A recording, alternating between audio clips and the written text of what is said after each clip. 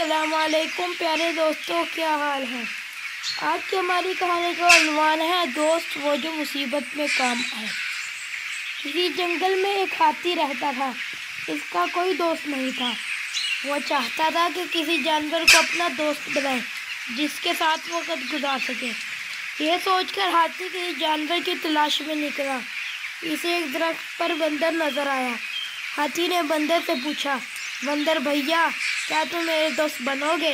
بندر بولا، میاں ہاتھی، تم اتنے بڑے اور میں ایک چھوٹا سا جانور ہوں۔ میں درخت پر رہتا ہوں، تم زمین پر رہتے ہو۔ تم میری طرح درخت پر نہیں چڑھ سکتے۔ میری اور تمہاری دوستی کس طرح ہو سکتی ہے؟ بندر کی بات سن کر ہاتھی اداس دل کے ساتھ وہاں سے چل دیا۔ وہ تھوڑی دور پہنچا تھا کہ اسے ایک خرگوش نظر آیا۔ اس نے خرگوش سے کہا، بھیا، میں چاہتا ہوں کہ تم میرے اچھے دوست بن جاؤ۔ خرگوش نے ہنس کر کہا، ہاتھی صاحب، ذرا اپنا جسم دیکھو اور اب مجھے دیکھو۔ میں ایک چھوٹے سے بل میں رہتا ہوں، تم میرے گھر نہیں آ سکتے۔ میری اور تمہاری دوستی نہیں ہو سکتی۔ یہ کہہ کر خرگوش جلدی سے اپنے بل میں گھس گیا۔ اداس ہاتھی ایک درخت کے ساتھ کھڑا تھا کہ اسے جنگل کے سب جانور بھاگتے ہوئے نظر آئے۔ ہاتھی نے بھاگنے والے جانوروں سے پوچھا، آپ سب کہاں بھاگے جا رہے ہو؟ جانوروں نے کہا، جنگل کا بادشاہ شیر آ گیا ہے، تم بھی جلدی بھاگو ورنہ وہ تمہیں بھی چیر پھاڑ ڈالے گا۔ ہاتھی نے جب شیر کو دیکھا کہ وہ ہرن پر حملہ کر رہا ہے تو ہاتھی نے شیر سے کہا، جنگل کے بادشاہ، کیوں اس معصوم جانور پر حملہ کر رہے ہو؟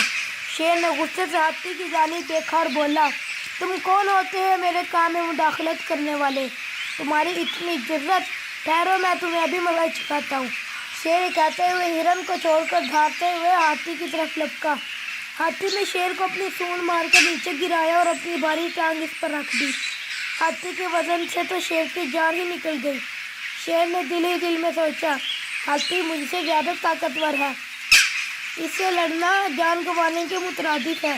وہ ممنانے کے انداز میں بولا، ہاتھی بھائی، میں تو مذاق کر رہا تھا، آپ تو مجھے مار ہی ڈالیں گے کیا؟ میں وعدہ کرتا ہوں اب کسی کو نہیں ستاؤں گا۔ ہاتھی نے اپنی ٹانگ اس پر سے اٹھا لی، وہ ڈر کر بھاگ کھڑا ہوا۔ سب جانوروں نے ہاتھی کا شکریہ ادا کیا اور کہا، آج ہم سب آپ کے دوست ہیں کیونکہ آپ مصیبت میں ہمارے کام آئے، اور دوست وہ ہے جو مصیبت پہ کام آئے۔ تو دوستو، کیسی لگی کہانی؟ ملتے ہیں اگلی کہانی میں، تب تک اجازت دیں۔ السلام علیکم۔